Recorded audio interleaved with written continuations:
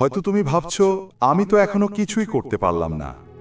তাহলে শোনো, এই তিনটি কথা সব সময় মনে রাখবেন, আর এই তিনটি কথা তোমাকে সব সময় সাহস দিয়ে থাকবে। প্রথম কথা হলো, নিজেকে সব সময় এই কথাটি বলতে থাকো, সময় এখনো বাকি আছে, আজ শুরু করলে আগামীকাল বদলে যাবে। দ্বিতীয় কথাটি হচ্ছে, তুমি একা নও, তোমার সৃষ্টিকর্তা একজন আছেন, উনাকে সব সময় বিশ্বাস করো, ওনার উপর বিশ্বাস রাখো। তৃতীয় কথাটি হচ্ছে, যতই বাধা আসুক না কেন হাল ছেড়ে দিও না। সমস্যা আসবে যাবে, এটাই স্বাভাবিক, কিন্তু কখনো হাল ছেড়ে দেওয়া যাবে না।